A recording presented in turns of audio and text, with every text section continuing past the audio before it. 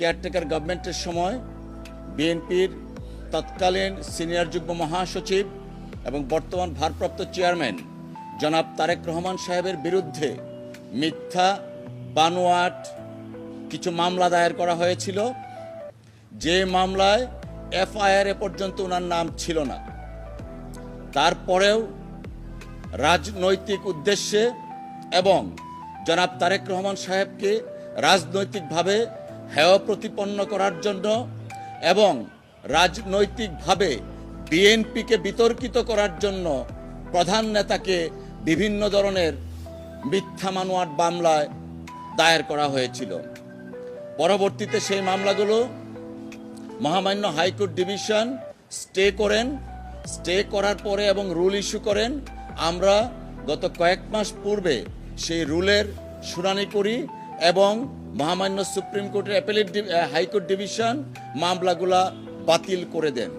এই বাতিলের এগেনস্টে রাষ্ট্রপক্ষ মাননীয় মহামান্য অ্যাপিলেট ডিভিশনে আজকে গিয়েছিলেন। দুই পক্ষের পূর্ণাঙ্গ শুনানি হয়েছে এবং রাষ্ট্রপক্ষের যে আপিল, সেই আপিলটা ডিসমিস করা হয়েছে। তার মানে দাঁড়ালো হাইকোর্ট ডিভিশন মামলাগুলো যে বাতিল করেছিলেন সেই বাতিলের রায় কার্যকর থাকলো।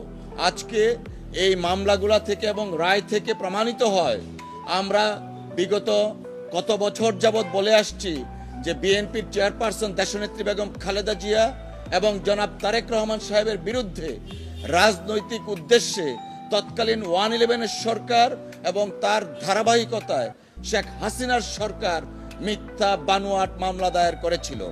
আজকে মহামান্য আদালতের, সর্বোচ্চ আদালতের রায়ের মাধ্যমে প্রমাণিত হলো সেই মামলাগুলা মিথ্যা বানোয়াট এবং মামলাগুলার কোনো আইনগত ভিত্তি ছিল না, ইনগ্রেডিয়েন্টস ছিল না, যে কারণেই মামলাগুলা বাতিল করা হয়েছে। তারেক রহমান সাহেবের দেশে আসা না আসার সাথে সম্পৃক্ত না, কারণ জনাব তারেক রহমান সাহেব আমাদেরকে সিনিয়র অ্যাডভোকেট সহ আমাদেরকে সুস্পষ্টভাবে নির্দেশনা দিয়েছেন ওনার প্রত্যেকটা মামলায় যেন আইনগত প্রক্রিয়ায় মোকাবেলা করা হয়। অর্থাৎ তিনি দেশের প্রচলিত আইন, আদালতের প্রতি শ্রদ্ধাশীল, সংবিধানের প্রতি শ্রদ্ধাশীল। যেহেতু মামলা তার নিজস্ব গতিতে চলবে, আপন গতিতে চলবে, অতএব মামলা আসা না আসার ক্ষেত্রে কোনো ধরনের কোনো প্রতিক্রিয়া বা কোনো প্রভাব বিস্তার করছে না। মামলা আপনারা জানেন 111 সরকারের প্রায় প্রত্যেকটা মামলায় বাতিল হয়ে গেছে।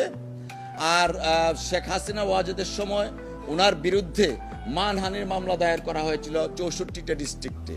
সেই মামলার প্রায় 36টা মামলা ইতিমধ্যে খারিজ হয়ে গেছে। এখন গোটা মিলিয়ে মানে ধরেন 18-19টার মতো মামলা আছে। উনি কেন দেশে আসছেন না?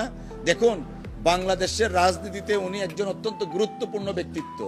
ওনার দেশে আসার বিষয়টা উনি প্রয়োজনীয় পদক্ষেপ যথাসময়ে নেবেন।